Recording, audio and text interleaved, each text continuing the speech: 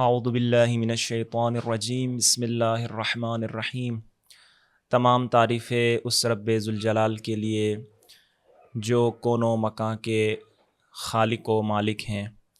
اور درود و سلام ہو محمد و آل محمد پر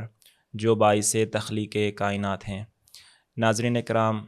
خداوند متعال کا لاکھ لاکھ شکر ادا کرتے ہیں کہ ایک بار پھر ایک نئے موضوع کے ساتھ ہم آپ کی خدمت میں حاضر ہوئے ہیں۔ یہ ایام آپ بخوبی جانتے ہیں، ہفتہ وحدت کے ایام چل رہے ہیں۔ ان بابرکت ایام میں ایک نئے موضوع کے ساتھ آپ کی خدمت میں حاضر ہوئے ہیں، اور وہ موضوع ہے امام علی علیہ السلام کا وحدت اسلامی کے قیام کے لیے عملی اقدامات۔ اور اس موضوع پر گفتگو کرنے کے لیے ہمارے ساتھ آج جو مہمان تشریف فرما ہیں، حوزہ علمیہ قم المقدسہ کے استاد اعلی قدر جناب حجت الاسلام والمسلمین آقائے سید محمد حسن رضوی حفظہ اللہ ہیں۔ ہم آقا صاحب کے نہایت شکر گزار ہیں کہ انہوں نے خصوصی وقت نکال کر اس پروگرام میں ہمیں جوائن کیا ہے۔ آقا صاحب، آپ کا بہت شکریہ۔ آقا صاحب، چونکہ موضوع بہت اہم ہے، لہٰذا ہم چاہتے ہیں کہ اس موضوع کے متعلق اپنے ناظرین کو آگاہی دیں۔ معمولاً پاکستانی خصوصاً فضا کے اندر تفرقے کو زیادہ اچھالا جاتا ہے مذاہب کے نام پر،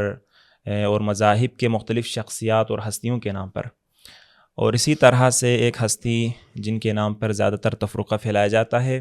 جبکہ ان کی عملی زندگی کا اگر ہم مطالعہ کریں تو وحدت اسلامی کے قیام کے لیے امیر المؤمنین علیہ السلام کے بہت زیادہ اہم کردار رہا ہے۔ لہٰذا ہم چاہتے ہیں کہ اس موضوع پر روشنی ڈالیں۔ تو آقا صاحب، میرا پہلا سوال یہ ہوگا کہ امیر المؤمنین علیہ السلام کی سیرت میں وحدت اسلامی سے کیا مراد ہے؟ ان کی سیرت کی روشنی میں ذرا آپ ناظرین کے لیے اس چیز کو واضح کریں۔ بسم اللہ الرحمن الرحیم۔ جی، یہ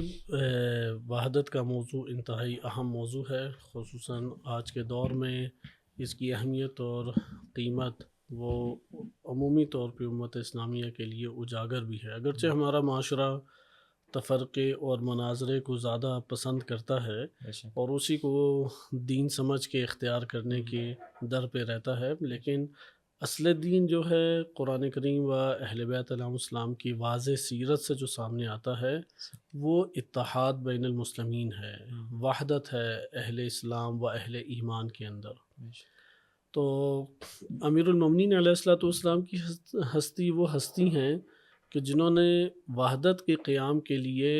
بہت بڑے پیمانے پہ قربانیاں دی ہیں، اور شدید غم اور غصے کو اپنے نفس میں انہوں نے برداشت کیا ہے، یہاں تک کہ نہج البلاغہ انشاءاللہ کچھ حصے آپ کی خدمت میں پڑھے بھی جائیں گے کہ امیر المومنین علیہ السلام وحدت کے قیام کے لیے، یعنی ایک امت کے پلیٹ فارم کو قائم دائم رکھنے کے لیے اپنے حق سے دستبردار ہوئے۔ امیر المومنین علیہ السلام نے ایک امت اور امت کے اس پلیٹ فارم کو معاشرے میں ایک اکائی کو برقرار رکھنے کے لیے دشمن کے مقابلے میں یا دیگر جو اسلام اور معاشرے اسلامی کے مفادات ہیں اس کو پیش نظر رکھتے ہوئے امیر المومنین علیہ السلام نے حتیٰ کہ مختلف مشورے دیے ہیں، حکومت کے اندر جو کردار ادا کر سکتے تھے وہ کردار ادا کیا ہے، قضاوت جہاں کر سکتے تھے وہاں پہ قضاوت کی ہے، تو ایک بہت بڑا کردار ہمارے سامنے آتا ہے۔ لہٰذا یہاں پہ میں آغاز میں آپ کے سامنے صرف پہلے وحدت کا معنی ذکر کر دوں جو ہمارے سامنے آیات اور روایات اہل بیت علیہ السلام کے تناظر میں اجاگر ہوتا ہے کہ وحدت افکار اور نظریات کو ترک کرنا نہیں ہے۔ یہ واضح طور پہ اسلامی مفکرین بالخصوص سید مطہری رحمۃ اللہ علیہ انہوں نے اس موضوع کے اوپر سیر حاصل گفتگو کی ہے۔ رہبر معظم دامت ظلہ العالی ان کے بیانات ہیں، امام خمینی رحمۃ اللہ علیہ کے بیانات ہیں کہ وحدت اپنے افکار اور اعتقادات اس کے ترک کرنے کا نام نہیں ہے۔ وحدت اس چیز کا نام نہیں ہے کہ تاریخ میں جو اختلافات ائمہ اہل بیت علیہ السلام کے مختلف معاشرے کے حلقوں کے ساتھ رہے ہیں اور مختلف بڑی شخصیات جو عالم اسلام کی نامور بڑی اور تاثیر گزار شخصیات شمار ہوتی ہیں، ان سے جو اختلافات رہے ہیں ان میں ہم اپنا موقف ترک کر دیں، ایسا نہیں ہے، اسے وحدت نہیں کہتے۔ اس لیے جو ایران کے اندر جب بنیاد رکھی گئی اس ادارے کی تقریب بین المذاہب کہ الحمدللہ اس کی بہت خدمات ہیں. صحیح. تو اس کے جو سربراہ تھے آغا قمی، مرحوم ہو چکے ہیں، خدا ان پہ رحمت نازل فرمائے. انہوں نے اس تقریب کی جو ادارے کا جب آغاز کیا گیا، تاسیس مکمل ہو گئی، صحیح. جو پہلا خطاب تھا اس میں انہوں نے یہی ذکر کیا کہ ہم نے اس کا نام تقریب رکھا ہی اسی لیے کہ یہاں پہ ہم یہ نہیں کہنا چاہ رہے یا یہ عمل انجام نہیں دینا چاہ رہے کہ ایک مکتب جو ہے وہ اپنے اعتقادات اور اپنے افکار کو ترک کر دے. ایسا نہیں ہے، بالکل. بلکہ ہم مشترکات کی اساس کے اوپر ایک دوسرے کے قریب آنا چاہتے ہیں. اس لیے تقریب بین المذاہب ہے. صحیح. مکاتب جو ہیں اپنے مشترکات کے اعتبار سے صحیح. ایک دوسرے کے قریب ہیں. ہاں، وہاں جہاں پہ وہ موقف رکھتے ہیں اختلاف کے اعتبار سے، نقد کے اعتبار سے، اعتراض کے اعتبار سے، صحیح. اس کی فضا علمی اور تحقیقی دنیا میں کھلی ہے. صحیح. لیکن اب وحدت پھر کس چیز میں ہے؟ صحیح. چونکہ جب آپ نے اپنے اعتقادات کا تبادلہ نہیں کرنا، اپنے اعتقادات سے، مثلا انہوں نے واضح طور پہ یہ بات بیان کی تقریب بین المذاہب کے اس ادارے کی تاسیس کے موقع پہ، ہم یہ نہیں چاہتے کہ شیعہ سنی ہو جائے یا سنی شیعہ ہو جائے، قطعاً یہ نہیں چاہتے. صحیح. ہمارا یہ مقصد نہیں ہے. نہیں. ہمارا مقصد یہ ہے کہ شیعہ شیعہ رہے، سنی سنی رہے، اور جو کتب کے اعتبار سے، تحقیقات کے اعتبار سے ایسے موضوعات ہیں کہ جن موضوعات میں موقف اپنے اپنے جداگانہ دکھائی دیتے ہیں، آپ اپنے اس موقف جداگانہ کے اوپر قائم رہیں، لیکن آپ ایک دوسرے کے مشترکات کی اساس کے اوپر قریب آئیں. یہ جو آپ مشترکات کی اساس کے اوپر قریب آئیں گے، اس کے قریب آنے کی وجہ سے ہم بہت سارے ثمرات اور نتائج لے سکتے ہیں. صحیح. بس وحدت کا یہاں پہ معنی ہمارے لیے واضح اور کلیئر ہو گیا صحیح. کہ مسلمانوں کے باہمی مشترکات اعتقادات کے اعتبار سے، فقہی آراء اور فتاویٰ کے اعتبار سے، بالخصوص اسلامی معاشرے کی بقا اور اسلامی ایک نظام ہے یا قانون ہے یا اسلامی جو ایک فرہنگ اور ثقافت ہے اس کے قیام کے لیے ہمارے بہت سارے مشترکات ہیں، بلکہ اکثر بیشتر حصہ مشترکات کے اوپر ہے. بالخصوص دشمن کے مقابلے میں جب ایک دشمن ہے اور وہ سب کا دشمن ہے، تو اس ایک دشمن کے مقابلے میں جب ہدف ایک ہے، ہمارا دشمن ایک ہے، تو اس کے خلاف ہم ایک متحد پلیٹ فارم قائم کر سکتے ہیں. تو یہاں پہ وحدت سے یہی مراد ہے کہ آپ اپنے مشترکات کی اساس پہ ایک دوسرے کے قریب آئیں، اور جو آپ کے مشترکہ اہداف ہیں ان اہداف کو اتحاد کے ساتھ حاصل کرنے کی کوشش کریں. ماشاءاللہ، بہت خوبصورت. صاحب ہم چونکہ ہمارا موضوع بھی یہی ہے کہ امیر المومنین کی زندگی اور ان کی سیرت میں، تو آیا ہمیں تاریخ میں یہ شواہد ملتے ہیں امیر المومنین کی زندگی میں، ان کی سیرت میں، کہ امیر المومنین نے وحدت اسلامی کے قیام کے لیے اقدامات اٹھائے ہوں؟ اگر اٹھائے ہیں تو ذرا ان اقدامات کی طرف ذرا اشارہ کیجیے گا. جی ہاں، امیر المومنین علیہ الصلوۃ والسلام کی تو تمام کی تمام زندگی انہی اقدامات سے بھری ہوئی ہے کہ اگر ہم نصوص سے ساری کی ساری چیزیں جو متون ہیں دینی اسے لانے کی کوشش کریں تو شاید وقت کے دامن میں گنجائش باقی نہیں رہے گی. میں چند آپ کے سامنے صرف نہج البلاغہ سے، چونکہ نہج البلاغہ کی چند خوبیاں ہیں. ایک تو اس کے اوپر اعتماد کی جو فضا ہے وہ بہت بڑے پیمانے پر ہے. دوسرا اس کا بہترین اردو ترجمہ مفتی جعفر حسین رحمۃ اللہ علیہ اور مولانا ذیشان حیدر جوادی رحمۃ اللہ علیہ، ہر دو بزرگوں نے اچھا ترجمہ کیا ہے. مفتی صاحب کا ترجمہ زیادہ اہل علم کے درمیان مقبول ہوا، تو ان کا بھی بہت بہترین ترجمہ ہے. مولانا ذیشان حیدر جوادی صاحب کا بھی، تو ہر بندے کی دسترس میں ہے. اس لیے میں 2-3 آپ کے سامنے مورد ذکر کر دیتا ہوں، چونکہ جو انتشار کی کیفیت خلیفہ سوم و امیر المومنین علیہ الصلوۃ والسلام کے دور میں تھی، اس طرح کی کیفیت کم تاریخ کے ادوار میں گزری ہے. قتل و غارت، لوٹ مار، ناامنیت کا احساس، اور بڑے بڑے بزرگ صحابہ کرام ان کو زد و کوب کرنا ایک عجیب سی حالت تھی. اور اس حالت میں امیر المومنین علیہ السلام کا نہج بلاغہ کے مطابق یہ موقف تھا کہ ابھی حکومت لینے کا وقت نہیں ہے، کیونکہ جو یہ حکومت لے گا وہ حکومت کو سنبھال نہیں پائے گا. ایسی ڈگمگائی ہوئی کشتی تھی امت اسلامیہ کی کہ غرق ہونے کے قریب ہے، اور اسے بچانا جو ہے وہ ممکن صورت اس کی نظر نہیں آ رہی. بہرحال نہج البلاغہ ہی کے مطابق حجت تمام ہوئی امیر المومنین علیہ الصلوۃ والسلام نے، اور اپنی ذمہ داری اور وظیفے کی اساس کے اوپر انہوں نے حکومت کو لیا، لیکن جیسے ہی حکومت کو لیا تو پہلے سے بڑھ کر مزید انتشار معاشرے کے اندر پھیلا دیا گیا، اور بعض اکابر ہستیاں جو معاشرے کے اندر ایک شخصیت کے اعتبار سے اور اپنی تاثیر کے اعتبار سے معروف تھیں، جنگ جمل کا سما انہوں نے پیدا کر دیا۔ جنگ جمل ابھی نپٹے ہی تھے اور ختم ہی ہوئی تھی، اللہ تعالیٰ نے کامرانی اور نصرت عنایت فرمائی تھی کہ جنگ صفین کا دروازہ کھل گیا۔ جنگ صفین میں معاملہ ختم ہونے والا تھا، لیکن بے شعوری اور بے بصیرتی اور عدم اطاعت امیر اور وہی تفرقہ انتشار یہ اسباب بنے کہ ایک نیا گروہ لشکر امیر المومنین میں پیدا ہو گیا، باہر سے نہیں آیا۔ یعنی ایسا نہیں ہے کہ مثلا آج ایک مکتب تشیع شمار ہوتا ہے تو یہ خوارج تشیع کے باہر سے نہیں آئے تھے، یہ ایک اہم نقطہ بن جاتا ہے کہ لشکر امیر المومنین جو امام علی علیہ السلام کا لشکر کہلاتا تھا، جو شیعان امیر المومنین علیہ السلام کہلاتے تھے، انہی میں سے ایک گروہ خوارج بنا اور ان کے ساتھ پھر ایک اور ٹاکرا ہوا۔ تو یہ ایک اس لیے عرض کیا کہ امام علی علیہ السلام کی جو قیام وحدت کے لیے کوششیں ہیں، اس میں آج کے دور میں مکتب تشیع کے لیے بالخصوص بہت حسین اور خوبصورت اور قابل نتیجہ جو ہے مختلف طرح کی تدابیر اور ہدایت کی اور رہنمائی موجود ہے۔ اس ہدایت اور رہنمائی کو لینے کی طرف آئیں، اس لیے میں چند آپ کی خدمت میں نکات عرض کرتا ہوں۔ یہ خطبہ نمبر میرے سامنے نہج البلاغہ موجود ہے، خطبہ نمبر 125۔ اب یہ امام علی علیہ السلام اپنے شیعوں کو بیان کر رہے ہیں جو خوارج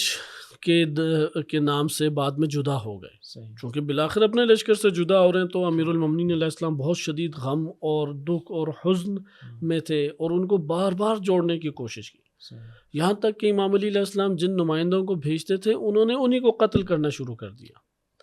تو نوبت جب یہاں تک آئی تو پھر وہ نہروان کے مقام کے اوپر کوفہ سے تھوڑا آگے کر کے ایک مقام ہے، انہوں نے وہاں پہ ڈیرہ ڈالا اور اسی نیت سے ڈیرہ ڈالا تھا کہ اب جنگ کر کے حکومت لے لیں۔ تو امیر المومنین علیہ السلام کو مجبوراً انہیں پسپا کرنا پڑا، لیکن یہاں پہ امام اپنا موقف دیکھیں کیسے پیش کرتے ہیں۔ خطبہ نمبر 125 ہے، مفتی جعفر حسین اعلی اللہ مقامہ کا میں ترجمہ آپ کی خدمت میں ذکر کر رہا ہوں۔ امام فرماتے ہیں کہ تم اسی راہ پہ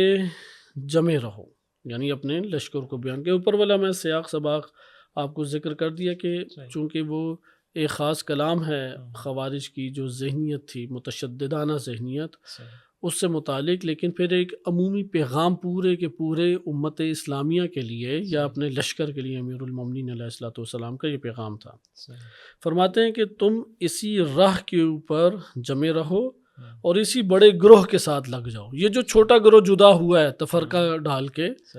یہ قبول نہیں ہے۔ ابھی ہم قرآن کریم کی روح سے نہیں آئے، ورنہ قرآن کریم کا بہت واضح فیصلہ ہے کہ وَاعْتَصِمُوا بِحَبْلِ اللَّهِ جَمِيعًا وَلَا تَفَرَّقُوا، کہ گروہ تم مت بناؤ اپنے۔ یا قرآن کریم نے واضح طور پہ کہا ہے کہ تم لوگ تنازع نہ کرو، وَلَا تَنَازَعُوا، کہ تنازع نہ کرو، جھگڑو مت ایسا باہمی طور پہ۔ اس لیے تفرقہ بازی اور گروہ بندی کر کے ایک دوسرے سے جدا ہو جانا، اس کو قرآن نے خوشائند قرار نہیں دیا۔ اور بھی قرآن کریم کی کئی آیات اسی مطلب کے اوپر دلالت واضح طور پہ کرتی ہے، حتیٰ اہل کتاب سے وحدت کا درس قرآن کریم نے دیا۔ تو امیر المومنین علیہ السلام وہ عملی طور پہ قرآن کریم کی تفسیر ہیں۔ اس لیے امام علی علیہ السلام کیا فرماتے ہیں کہ یہ جو چھوٹا گروہ الگ ہوا ہے، یہ انہوں نے ایک تخریب کاری ایجاد کی ہے۔ اس لیے آج کے دور میں بھی مسلمانوں کے اندر گروہ بندی ٹھیک نہیں ہے، موقف اپنے طور پہ جدا ہوں، مثلا یہ سنی ہے، یہ شیعہ ہے، یہ وہابی ہے، یہ اہل حدیث ہے، یہ بریلوی، دیوبندی اور فلاں فلاں، نہیں، یہ تقسیم درست نہیں ہے۔ اچھا ادھر کیا شیعہ اور سنی کی تقسیم اگر درست نہیں ہے تو اپنا موقف ترک کر دیں ہم، اور وہ جو ہمارے پاس کتب کے اعتبار سے صدر اسلام میں مختلف اختلافات صحابہ کرام اور عظیم ترین شخصیات کے درمیان خلافت کے مسئلے پہ، امامت کے مسئلے پہ یا دیگر موقف جدا رہے ہیں، ان میں ہم اپنے موقف کو رد کر دیں، ترک کر دیں، نہیں، قطعاً ایسا نہیں، کوئی ایسا نہیں کہتا۔ ہاں معذرت، میں اسی بات کو یہاں کے تھوڑا کاٹ رہا ہوں۔ جیسے بعض لوگ جو وحدت کے دشمن ہیں یا وحدت کو اصلا قبول ہی نہیں کرتے، وحدت کے مخالف ہیں، وہ یہی کہتے ہیں، ان کا نظریہ بھی یہی ہے کہ ہم کیسے تاریخی ان شواہد کو بلا سکتے ہیں جو مثلا ظلم و ستم ہوا اہل بیت پر وغیرہ، وہ ان چیزوں کو سامنے لاتے ہیں کہ اگر ہم وحدت کی وجہ سے مثلا فلاں فلاں افراد کا ذکر نہ کریں تو پھر ہمارے جو اعتقادات ہیں وہ پھر ختم ہو جائیں گے. ہم اپنی نسلوں کو کیسے ان حقائق سے آگاہ کریں، ذرا اس حوالے سے بھی. نہیں، یہ ایک شبہ ہے در حقیقت، کیونکہ اس کے بھی کوئی خاص آج کے دور میں تو جو الحاد اندر پھیلتا چلا جا رہا ہے اور متدین طبقہ اس کے اندر آہستہ آہستہ الحاد اپنی جڑیں قائم کرنا شروع کر رہا ہے، یہ ایک خام خیالی ہے. اسی لیے دیگر جو فتنے ہیں وہ اثر انداز ہو جاتے ہیں، چونکہ ایک امت کا جو نظریہ قرآن کریم نے دیا یا امیر المومنین علیہ الصلوۃ والسلام یا ائمہ اطہار علیہ السلام نے قائم رکھا، اس میں شیعہ فرقے کے عنوان سے انہوں نے تعبیر نہیں کیا، بلکہ انہوں نے اس گروہ کے اندر بعض خصوصیات کے حامل جو افراد تھے ان کو شیعہ سے تعبیر کیا، جیسے عابد ہے، زاہد ہے یا متقی ہے. اسی طرح سے ایک گروہ شیعہ ہے. نبی اکرم صلی اللہ علیہ وسلم کے دور میں بھی خود رسول صلی اللہ علیہ وسلم سے شیعہ سنی کتب میں بعض منسوب روایات اور احادیث وارد ہوئی ہیں کہ جس میں بیان فرمایا کہ امام علی علیہ السلام کو مخاطب کر کے انت و شیعتک صحیح خیر البریہ یا فائزون یا تعبیرات مختلف ہیں. اب یہاں پہ انت و شیعتک سے وہ مراد ہے کہ جو آج علم کلام کے یا اعتقاداتی کتابوں کے اندر اصطلاح کے طور پہ بیان کیا گیا اور معاشرے میں پھیل گیا. نہیں، وہاں پہ خود شیخ صدوق رحمۃ اللہ علیہ نے ایک کتاب لکھی ہے صفات الشیعہ، یعنی شیعہ کن صفات کا مجموعہ ہو تو شیعہ کہلاتا ہے. حتیٰ اہل سنت میں سے بھی اگر کوئی یہ صفات رکھتا تو وہ بھی شیعہ ہوگا. ہاں، امت میں سے جو بھی یہ صفات رکھتا ہو، ہم امت کی بات کریں، شیعہ یا سنی کی نہیں، امت اسلامیہ کے اندر جو ان صفات کا حامل ہوگا وہ شیعہ. مثلا ایک صفت یہ ہے کہ مومن ہو، ایمان اللہ، اس کے رسول، آخرت اور اپنے زمانے کی حجت کے اوپر ایمان رکھتا ہو.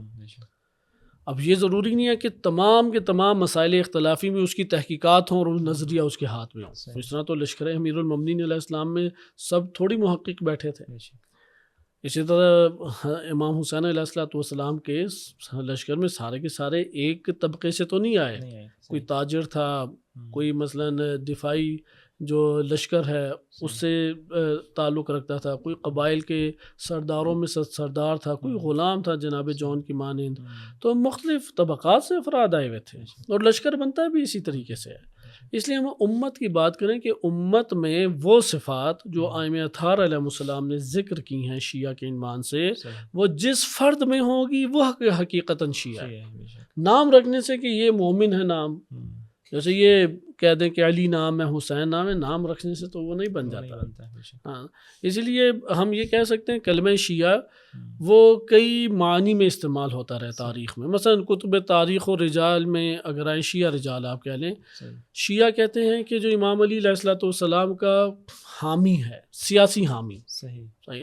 اس کا نظریات مختلف، ممکن ہے کہ بقیہ اعتقادات کے اعتبار سے امیر المومنین علیہ السلام سے سازگار نہ ہوں. جیسے آج کے دور میں آپ پاکستان کی سرزمین میں دیکھتے ہیں بہت سارے شیعہ اثنا عشری عمران خان کے حامی ہیں. اب عمران خان کا حامی ہونا یہ نہیں ہے کہ اب وہ شیعہ اثنا عشری فقہ پر قائم نہیں ہے، ہاتھ کھول کے نماز پڑھتا ہے، روزہ، صوم، صلاۃ، 12 ائمہ علیہ السلام کے اعتقاد اس کا باقی ہے، لیکن حامی سیاسی حمایت میں اس کا. اسی طرح سے ایک عالم اسلام میں امام علی علیہ السلام کے جب ہم تاریخ میں شیعہ کہتے ہیں تو اس سے مراد یہ والا سیاسی حمایت ہے. ایک اس عنوان سے بھی شیعہ مانا رہا ہے. ایک دفعہ شیعہ مانا اہل سنت رجال میں استعمال ہوتا ہے، جو بھی امام علی علیہ الصلوۃ والسلام سے محبت کرتا ہے اور حضرت عثمان کے اوپر امیر المومنین علیہ السلام کو فضیلت دیتا ہے تو وہ اسے کہتے ہیں شیعہ. اور اگر وہ شیخین کے اوپر فضیلت دے تو یہ ہے غالی. صحیح ہے. اور اگر وہ شیخین کے خلاف زبان بھی استعمال کرے یہ ہے رافضی. تو یہ ان کی اپنی ہے. محدثین نے چونکہ بنو امیہ کے دور میں حدیث کی کتابیں مرتب کی گئی اور قواعد لکھے گئے تو انہوں نے اتنی بھی گنجائش نہیں رکھی کہ ایک شخص ممکن ہے شیخین کو مانتا ہو، حضرت ابوبکر حضرت عمر کے خلافت کا قائل ہے، حضرت عثمان اور امیر المومنین علیہ الصلوۃ والسلام کے درمیان امام علی علیہ السلام کی طرف نرم گوشہ رکھتا ہے۔ اس کو شیعہ کیا ہے کہ انہوں نے حدیثیں لینے سے انکار کر دیا یا سخت اس کے لیے مرحلہ قرار دے دیا۔ بہرحال ایک رجال کی کتابوں میں، ایک ہماری اعتقادی عقائدی کتابوں میں شیعہ سنی دونوں میں، کہ جو پہلا خلیفہ امام علی علیہ السلام کو مانتا ہے، یہی رائج ہو گیا بعد کے زمانے میں۔ امام صادق علیہ السلام نے کی روایات ان تینوں معنی کو اکثر بیشتر روایات قبول نہیں کرتی، ہاں وہ آتی ہیں صفات کے اعتبار سے۔ لہٰذا ہم یہاں پہ یہ کہہ سکتے ہیں کہ جب آپ وحدت کی بات کرتے ہیں تو وہ بہترین شکل و صورت سامنے آ جاتی ہے جو ائمہ اطہار علیہ السلام کا مطمع نظر تھا، اور وہ مطمع نظر یہی تھا کہ ایک امت ہو اور وہ امت دین اسلام کی پر کاربند کہلائے، اور دین اسلام پہ کاربند ہوتے ہوئے موقف مختلف موارد میں جدا ہو سکتے ہیں، جیسے صحابہ کرام ایک امت کے طور پہ امام علی علیہ الصلوۃ والسلام کے دور تک شرازہ بکھرا نہیں تھا امت کا کہ فرقوں کی حد تک، ہاں اندر ڈویژن، انتشار، تفریق تھی موجود، لیکن مکتب اور فرقہ نہیں بنا تھا ابھی۔ تو وہاں پہ دیکھیں امام علی علیہ الصلوۃ والسلام کا ساتھ دینے والے جنگ صفین و نہروان، بالخصوص جنگ جمل میں ایک بڑی تعداد ایسی تھی کہ جو حضرت ابوبکر حضرت عمر کو بھی مانتی تھی اور امام علی علیہ السلام کو اپنے زمانے کی حجت کے طور پہ قبول کرتی تھی۔ لہٰذا امت کے ان افراد میں وہ افراد کے جو امام علی علیہ الصلوۃ والسلام اور جو ہم امامت کے باب سے اپنی کتب میں پڑھتے ہیں وہ قلیل افراد تھے، اور اس کا اشارہ خود روایات اہل بیت علیہ السلام نے بھی کیا کہ قلیل افراد تھے، اور یہ چیز ہمارے لیے پھر آشکار ہوئی کہ ہمیں ایک امت اور دین اسلام کی بات کرنی چاہیے۔ موقف جدا ہو سکتے ہیں، اختلاف اپنی جگہ پہ، گنجائش اس کی اپنی جگہ پر باقی موجود ہے، کتابیں لکھی گئیں، قواعد بن گئے،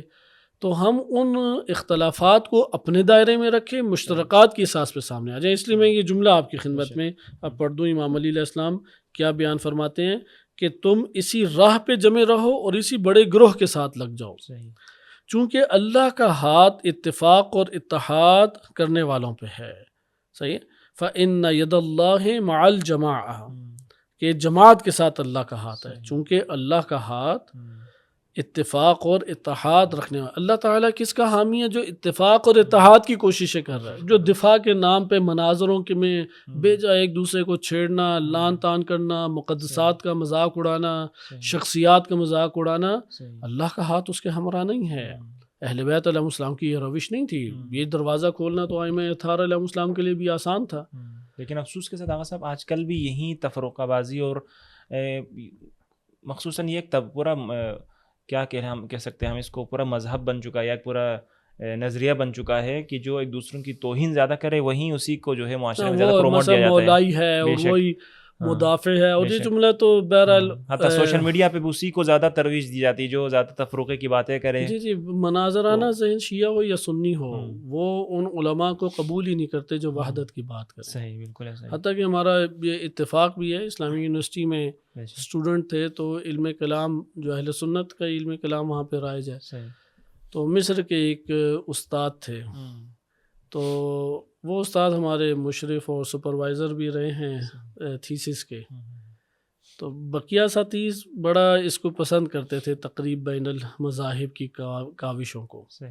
تو وہ واضح طور پہ تکرار سے انہوں نے بیان کیا، یعنی یہ کہنا چاہ رہا ہوں یہ ذہنیت فقط شیعہ نہیں، سنی میں بھی یہ شیعیت، یہ امت اسلامیہ کا اس ٹائم مسئلہ بنا ہوا ہے۔ تو وہ یہ عرض کرتے تھے کہ مجھے 30 سال ہو گئے ہیں پڑھتے ہوئے پڑھاتے ہوئے، علم کلام، علم عقائد، شیعہ، سنی، اشاعرہ، معتزلہ، میں نے سارے پڑھے ہیں، اور میں شدت سے مخالف ہوں اس تقریب کی کوششوں سے۔ ہاں، یہ نہیں ہونی چاہیے، میں اسے قطعاً قبول نہیں کرتا، کوئی وحدت نہیں قائم ہونی چاہیے، کوئی وحدت قائم نہیں ہو سکتی، ہمارا موقف واضح ہے۔ اشاعرہ مکتب سے تعلق رکھتے تھے، تو کہتے ہمارا مکتب واضح ہے اور وہی برحق ہے، تو لیکن اخلاق سے ملتے تھے، بہت اخلاق سے ملتے تھے، اپنی ذمہ داری پوری انجام دیتے تھے، اس میں تعصب نہیں کرتے تھے، لیکن اپنا موقف واضح کہتے تھے وحدت کی ساری کوششیں جو ہیں یہ بے جا اور بیکار ہیں، اور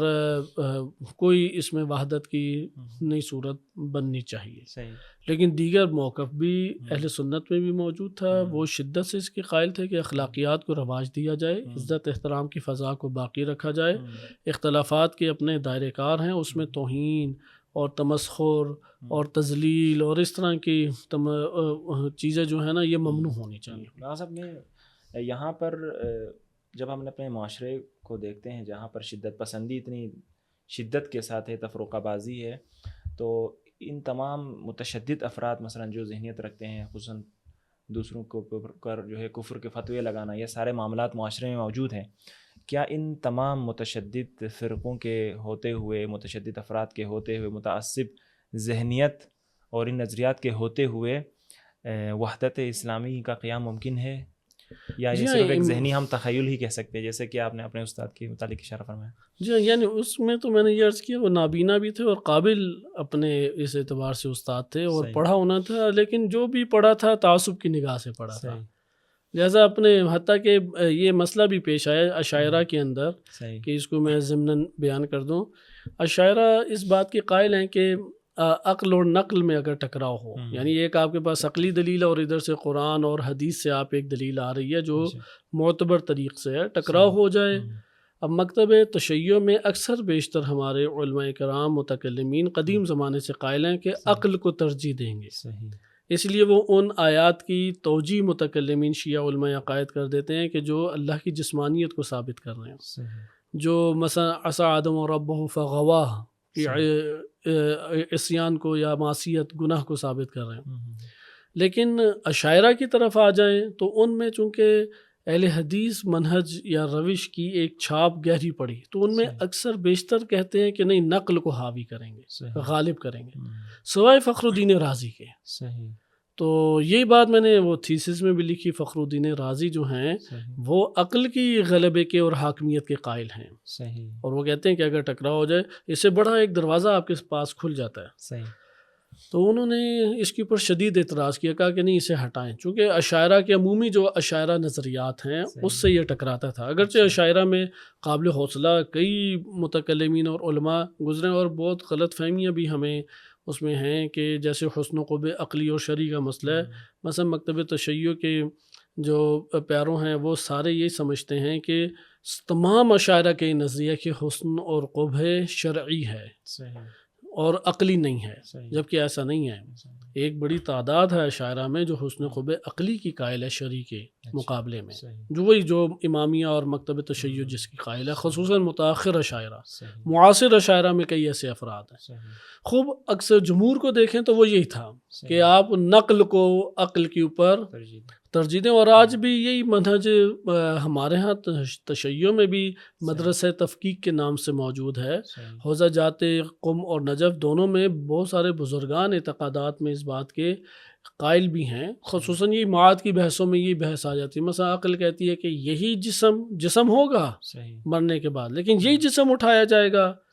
عقل آ کے انکار کرتی ہے، لیکن ظاہر قرآن اور روایت بیان کر رہی ہے. یہاں پہ قم اور نجف کے جمہور ہمارے علماء وہ کہتے ہیں کہ نہیں، ادھر عقل کو غلبہ نہیں دینا، ادھر نقل کو دینا ہے. جب امام خمینی رحمۃ اللہ علیہ، آیت اللہ جوادی عاملی حفظہ اللہ تعالیٰ، اس طرح کے بزرگان قائل ہیں کہ نہیں نہیں، ادھر آپ عقل کو ہی ترجیح دیں گے. وہ جو ہمارا ایک منہج چلا رہا ہے. بہرحال اشارہ کرنا مقصود تھا. استاد نے یہ کہا کہ میں نے کہا کہ کہیں حوالہ تو ہوگا، میں نے تو جو کتابیں پڑھی ہیں تو اس میں اسی طرح سے انہوں نے کہا نہیں، اقسام لذات ایک کتاب ہے، بڑی بہترین کتاب ہے فخر الدین رازی ان کی. تو انہوں نے اس میں اپنا دوسرا نظریہ لکھا ہے. تو اچھا میں اس کی طرف رجوع کیا تو انہوں نے باقاعدہ اس میں باب باندھا ہے جس میں یہ لکھا ہے کہ اگر عقل اور نقل میں ٹکراؤ ہو جائے تو عقل کو آپ غلبہ دیں گے. تو یہ میں ان کے پاس لے گیا. انہوں نے کہا نہیں نہیں نہیں، یہ والی کتاب نہیں تھی، یہ ایک کتاب ہے جو میں نے مصر میں پڑھی تھی اور آج سے 20 سال پہلے وہ پڑھی تھی اور وہ ابھی تک چھپی بھی نہیں ہے. اس میں یہ لکھا ہے، اس لیے جو میں کہہ رہا ہوں وہی آپ کرو. یعنی اپنا انہوں نے نہیں موقف کو نا اس میں بھی ضد باندھ لینی ہے. جو آپ کتاب ہے، اور مناظروں میں یہی ہوتا ہے، آپ الکافی سے لے آئے، ملا یحضر الفقی سے لے آئیں، قرآن کریم کی آیات پیش کر دیں، اگر وہ مناظر جو موقف لیے ہوئے ہے ممکن ہے وہ مکتب تشیع کی عکاسی نہ کر رہا ہو، اس نے جتنا مطالعہ کیا اس کے مطابق اس کے پاس ایک قول ایک رائے آئی، وہ نہیں اسے مانے گا، تو جہاد کرنا شروع، یہ سند ہی ضعیف ہے، یہ تو متن اس کا اس طرح ہے، قرآن سے ٹکرا رہا ہے، اچھا تم اپنی کتابیں، کوئی جواب نہیں ہوگا، وہ ان کی کتابوں سے بے موقع ایک چیز لا کے الجھ جائے گا۔ بے شک۔ تو یہ ہے مناظرانہ جو ہمارے ہاں ایک اہل بیت علیہ السلام نے مناظرہ کا درس دیا، جو ان کی سیرت اور اصحاب میں پایا جاتا تھا، وہ جادلہم باللتی ہی احسن کی تفسیر ہے، صحیح، یا ادفع باللتی ہی احسن کے بہترین اور اچھے انداز میں رد کرو۔ لیکن اگر وہ الجھنے کی کیفیت آ جائے، ٹکراؤ کی کیفیت آ جائے، تو قالوا سلامہ کہہ کے سائڈ پہ ہو جانا چاہیے۔ لیکن یہاں پہ تو اگر آپ کے وہ دفاع کے نام سے آتے ہیں وہ ختم ہو جائے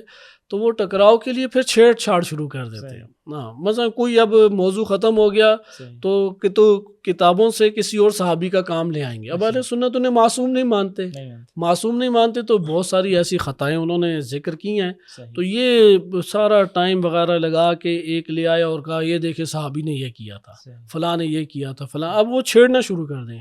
اہل سنت میں بھی اسی طرح وہ تہمتیں لگانا شروع کر دیں، یہ تحریف کے قائل ہیں، دیکھو الکافی میں یا شافی میں فلاں جگہ یہ لکھا ہے، وہ لکھا ہے، فلاں لکھا ہے، اس کے مقابلے میں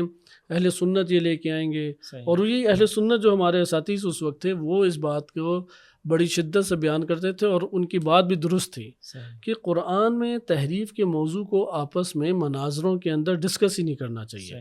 چونکہ اس کے پیچھے ویسے ہی اہل کتاب پڑھے ہوئے ہیں، یعنی یہودی اور عیسائی، اور بڑی کتابیں ابھی بھی لکھی جا رہی ہیں، لبنان، شام اور مصر وغیرہ میں یہ کتابیں باقاعدہ عربی میں، انگلش میں قرآن کے ضعیف اور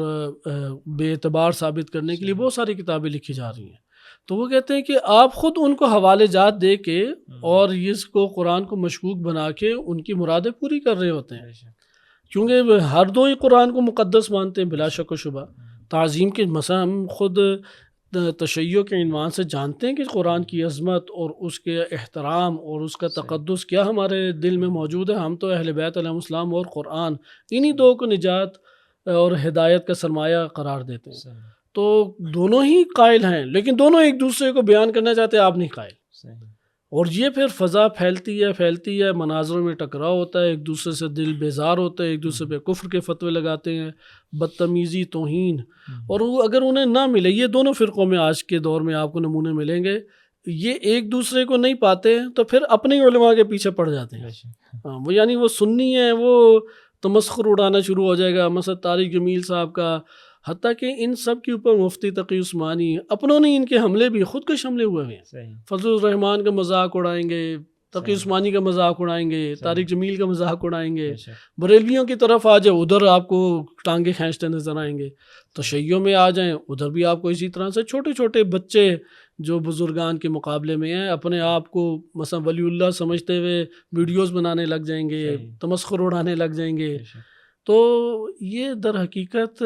دلوں کے اندر ایک مرض ہے، وہ مرض دور ہوگا تو یہ ٹکراؤ ختم ہوگا، اور اس مرض کا نام ہے کہ دین اہل بیت علیہ السلام سے نہیں لے رہے، اپنے اہوا اور خواہشات کی اساس کے اوپر لے رہے ہیں، یعنی دین کے وفادار نہیں ہیں، اپنے بات کے بس وفادار ہیں۔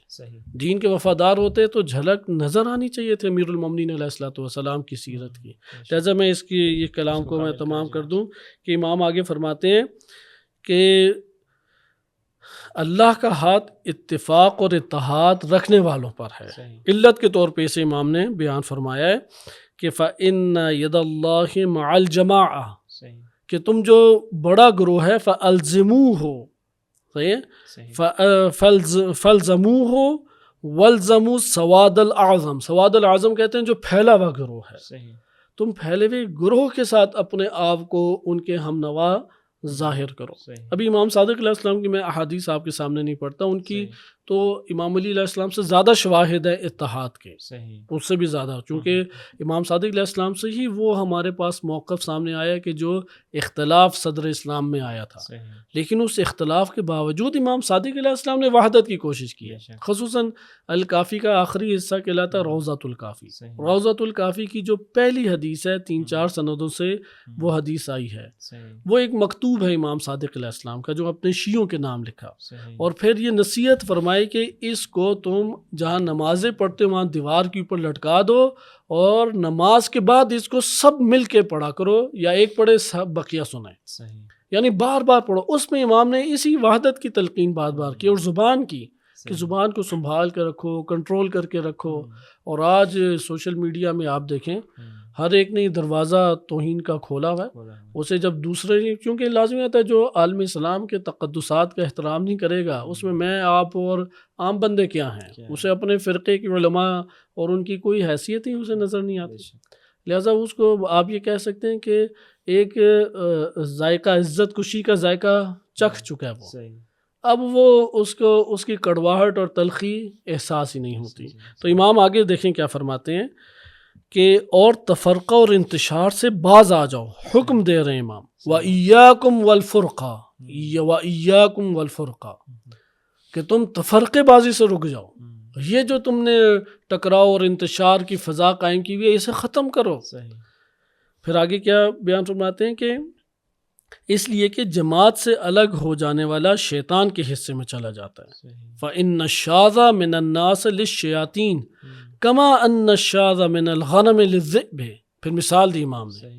کہ یہ جو امت سے کٹ کے جدا طور پہ اپنے لیے ایک راہ روش دروازہ کھول لیتا ہے اور پھر امت کے مقابلے میں گروہ بندی شروع کر دیتا ہے کہ یہ کیا ہے، شیطان کے حصے میں چلا جاتا ہے، بالکل اسی طرح جیسے گلے سے کٹ جانے والی بھیڑ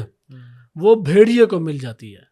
ایک گلہ ہوتا ہے جس میں سارے بھیڑ بکریاں ہیں، اس سے اگر ایک تنہا نکل کے رہ جائے آرام سے بھیڑیا اسے شکار کرتا ہے۔ اسی طرح امت سے وہ شیطان چاہتا ہی ہے کہ امت سے یہ باہر نکل آئے، اور وہ جب اس گروہ سے باہر نکلے گا تو آرام سے اس کو وہ اچک کے لے جائے گا۔ اس لیے ہم نے جو تبلیغ کرنی ہے، اور ممکن ہے کہ ہم ایسا نظریہ بیان کریں کہ اکثر معاشرے کے لیے وہ قابل قبول نہ ہو، لیکن ہم نے امت کے درمیان ہی رہنا ہے، امت سے ٹکراؤ پیدا نہیں کرنا، حق بات بیان کرنا۔ ادھر امام یہ نہیں کہہ رہے کہ حق بات بیان نہ کرو، کرو حق بات بیان، لیکن تم اپنا اختلاف اپنی جگہ رکھو۔ الگ گروہ بندی کیوں کرتے ہو، الگ سے جماعت کیوں بناتے ہو؟ تو اس لیے امام کا یہ جو جملہ ہے کہ فَإِنَّ يَدَ اللَّهِ مَعَ الْجَمَاعَةِ، کہ جماعت کے ساتھ تم جڑے رہو۔ صحیح صاحب، یہ جیسا آپ نے اشارہ فرمایا کہ جو جماعت سے کٹ جاتا ہے وہ شیطان کے اس میں شامل ہو جاتا ہے، اس کے شیطان کے لشکر میں، تو اس کے شواہد اگر ہم آج کے دور میں بھی دیکھیں تو ہمیں ملتے بھی ہیں کہ جو واقعاً فرقہ واریت پھیلاتے ہیں، خصوصاً سوشل میڈیا پہ آ کے یا اپنے مذہب کے بزرگوں کے خلاف جو زبان استعمال کرتے ہیں، پیجز بنا کے مختلف، انہیں ہم دیکھتے ہیں شواہد بھی ملتے ہیں کہ فوراً دشمن انہیں خرید لیتا ہے، دشمن کے لشکر میں شامل ہو جاتے ہیں، اور دشمن باقاعدہ ان کو پیسے دے کے ان سے یہ کام کرواتا ہے کہ مزید آپ اس میں جو ہے کام بے شک کریں، جو ہے وہ ہم آپ کو جو ہے نا ہر لحاظ سے حتیٰ کہ یہ دیکھا گیا کہ ان میں سے اکثر بیشتر جو بے لاگ زبان استعمال کرتے ہیں، نہ اپنوں کو چھوڑتے ہیں اور نہ اپنے مکتب سے جو اختلاف کی اساس پہ انہوں نے جو بھی کاوشیں کی ہوئی ہیں ان میں سے کسی تقدس اور مقدسات کا کوئی احترام باقی رکھتے ہیں، اور ان میں سے اکثر بیشتر جو تعجب آور بات ہے وہ عالم اسلام میں نہیں بیٹھے ہوئے، وہ یا امریکہ میں ہیں یا آسٹریلیا میں ہیں یا برطانیہ میں ہیں یا جرمنی میں ہیں، فرانس وغیرہ، شیعہ سنی دونوں میں یہی صورتحال ہے۔ البتہ سنیوں میں چونکہ استعماری اس حوالے سے جڑیں قوی ہیں تو ادھر سے تو افراد کیا خود کے شملہ آور کی سطح تک پہنچے ہوئے ہیں، ہمارے ہاں بھی وہ زبان کی حد تک ہی بیٹھے ہوئے ہیں، تو وہاں پہ تو بہت کام ہوا ہے، اغوا سرزمین ادھر آسانی سے ہوئی۔ تو یہ ایک اور تعجب کی چیز ہے کہ جو تفرقہ باز ہے وہ شیعہ مراکز میں نہیں ہے، اکا دکا کے علاوہ، جو مناظرہ کر کے ایک قسم کی دھجیاں بکھیرنے والے ہیں وحدت کے امور کی، اور اس کو دفاع کے نام کے اوپر وہ انجام اپنے طور پہ دیتے ہیں، اور وہ دفاع کی بجائے تخریب کاری ہے، وہ مکتب تشیع ہی کا چہرہ مسخ کر کے گویا کہ پیش کر رہے ہیں۔ ہاں یہ ضرور ہے کہ اس مقدار کا دفاع اس کا ہر کوئی حامی ہے کہ آپ اپنا موقف پیش کریں، اگلے نے اسے شبہ بنا دیا ہے، اگلے نے اس کو بالفرض اس کا استعمال کر رہا ہے پروپاگینڈا کر کے تشیع کے خلاف، اس کا حقیقتاً جواب دینا چاہیے سنجیدہ طریقے سے دلائل کے ساتھ، لیکن چھیڑ چھاڑ صحیح نہیں ہے، چھیڑ چھاڑ شروع کر دیں، توہین صحیح نہیں ہے۔ رہبر معظم نے بھی اسی بات کو بار بار تکرار بھی کیا، بار بار اور امام خمینی رحمۃ اللہ علیہ کے تو کلام کثرت سے موجود ہے کہ وہ نہ شیعہ ہے نہ سنی ہے بلکہ امریکہ کا ایجنٹ ہے، وہ حقیقت یہی ہے۔ افسوس کے ساتھ یہ کہنا پڑتا ہے کہ امیر المومنین کی ہستی،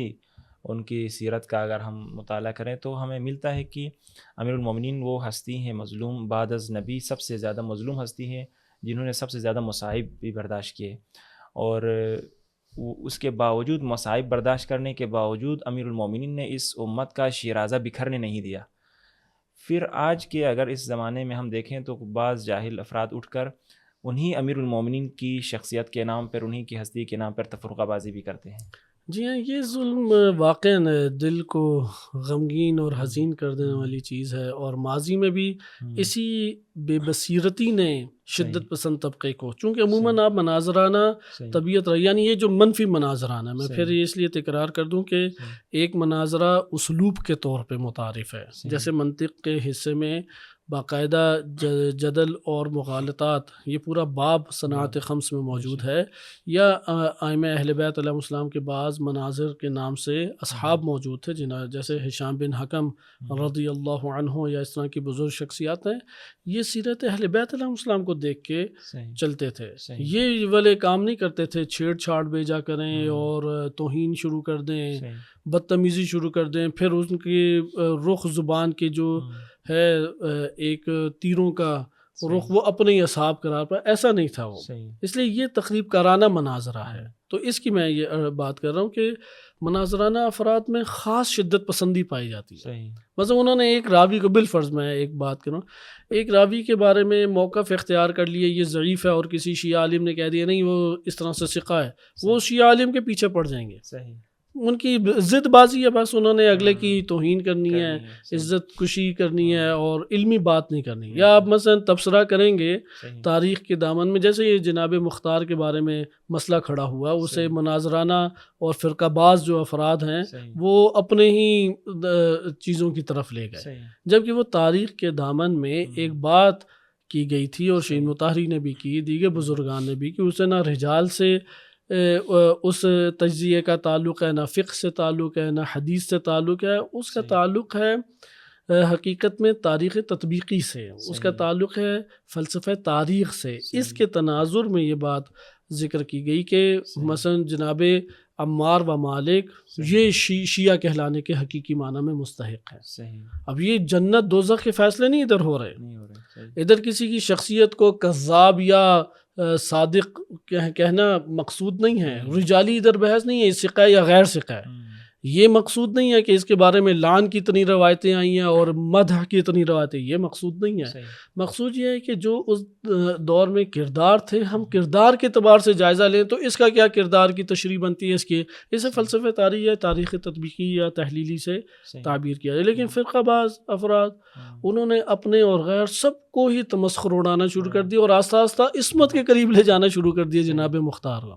یعنی اس میں غلو کی طرف آہستہ آہستہ آ گیا۔ صاحب ایک یہاں مشکل جو پیش آ رہی وہ یہ کہ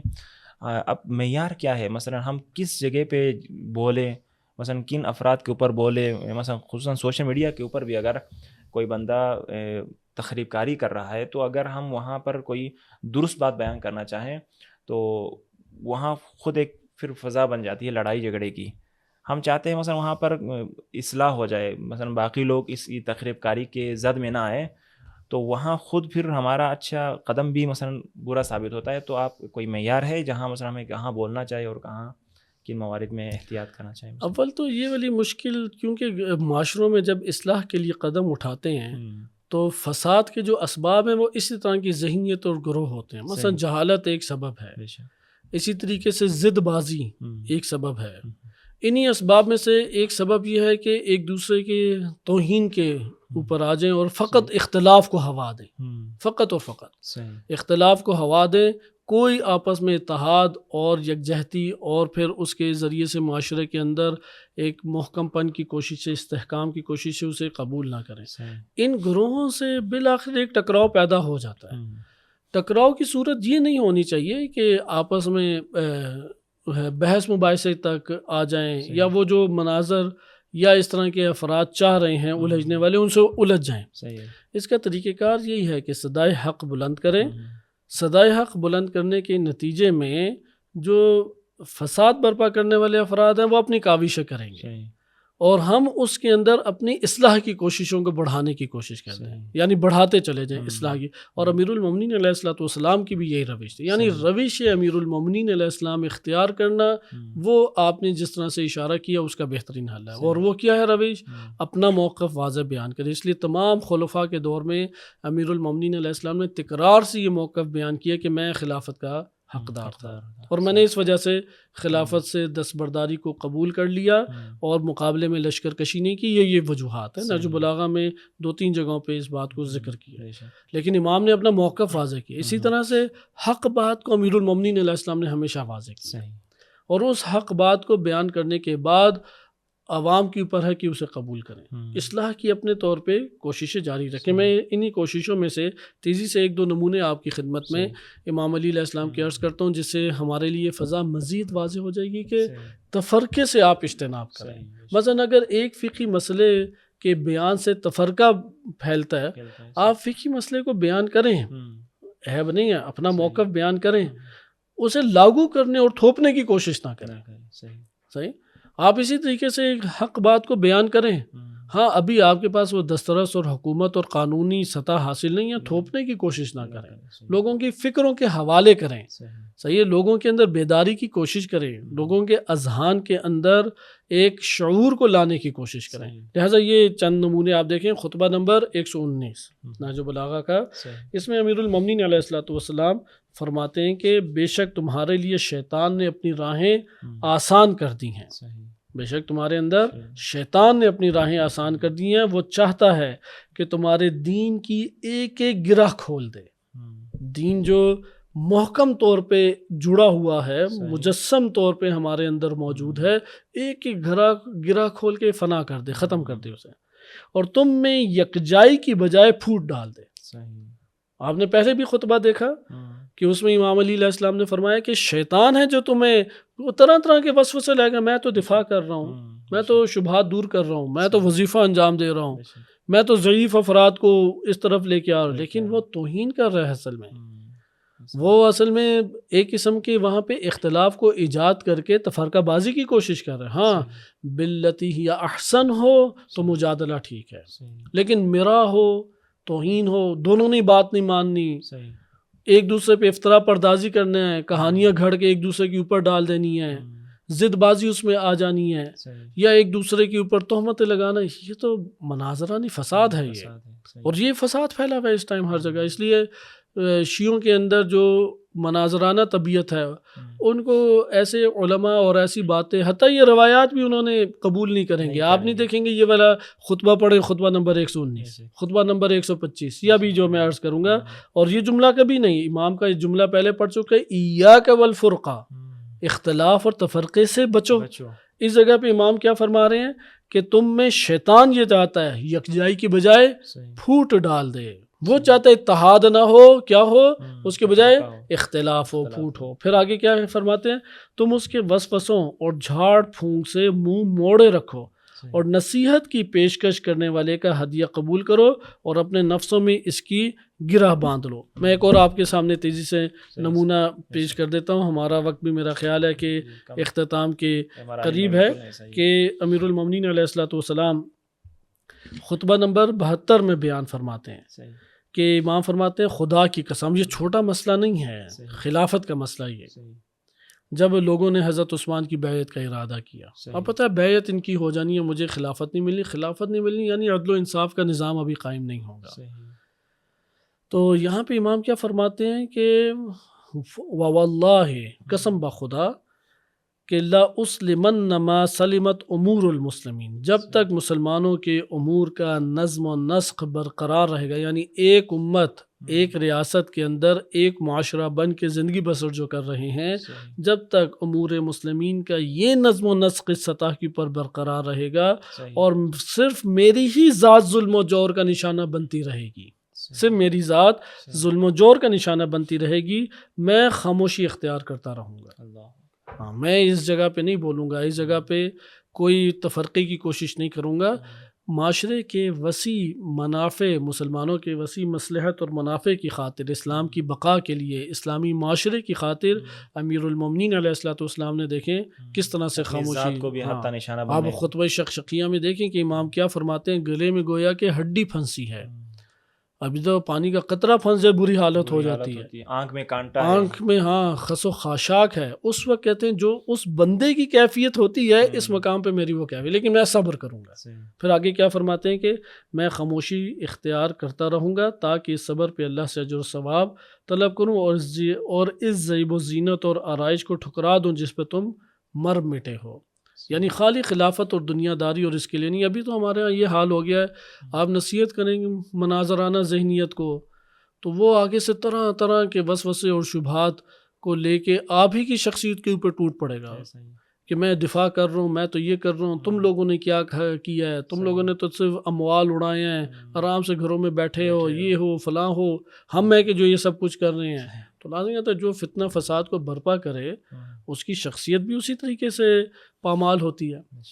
تو یہاں پہ ہمیں امام علی علیہ السلام کی سیرت بتاتی ہے، اختلاف کو دور کریں، اختلاف کو، وہ بین المسلمین والمؤمنین، اختلاف کو دور کرنا چاہیے، وحدت کے امور کو اجاگر کریں، اختلاف کو اپنی چار دیواری کے دائرے میں زیادہ سے زیادہ رکھنے کی کوشش کریں۔ ہرگز اس بات کا یہ تقاضا نہیں ہے کہ حق بات نہ کریں، اس بات کا یہ تقاضا نہیں ہے برائی کے خلاف نہ بولیں، نصیحت نہ کریں۔ بعض پھر اس طرح سے اذہان کو لے کے آ جاتے ہیں، طاغوت کے خلاف قیام کرنے کی باتیں چھوڑ دیں، اس کا یہ تقاضا نہیں ہے۔ اس کا یہ تقاضا یہ ہے کہ جو دین نے ہمیں تربیت کیا کہ تم وحدت اور اجتماعی ایک اتحاد کے ساتھ طاغوت اور شیاطین کے مقابلے میں قیام حق کرو، اس وظیفے کو انجام دے۔ آخری میں آپ کے سامنے پہلو اس حوالے سے پڑھ دیتا ہوں، اور یہ خطبہ نمبر 18 ہے۔ ابھی کثیر ہمارے پاس اس میں نہج البلاغہ میں موارد موجود ہیں، مثلا جس طرح سے حضرت عمر کو جنگ جو قادسیہ ہے، یرموک ہے، ایران اور روم کے خلاف جو جنگ لڑی گئی، اس میں انہوں نے امیر المومنین علیہ الصلوۃ والسلام نے مشورہ دیا، اور وہ بہترین موقع تھا سیاست کے اعتبار سے حکومت ہاتھ میں لینے کا، چونکہ لشکر اسلام تو گیا ہوا جنگ کے لیے، اور اس وقت جو حکومتی باڈی بیٹھی ہوئی ہے وہ تو بڑے ضعف میں بیٹھی ہے، آپ جا کے حملہ کر کے اور وہ جو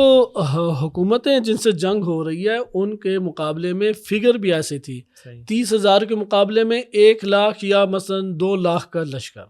چھوٹا وہ نہیں تھا لشکر کا فگر، اور بھاری سپر پاور تھی اپنے دور کی۔ تو یہاں پہ خود یہ سوال بھی ابھرتا ہے کہ سپر پاور کیسے شکست کھا گئی خلیفہ دوم کے دور میں؟ امیر المومنین علیہ الصلوۃ والسلام کے ہاتھ میں نہیں ہے حکومت، چونکہ حضرت عمر بالآخر جنگوں کے سپہ سالار نہیں تھے، جنگوں میں کارہائے جو کسے کہتے ہیں کہ بہادری کے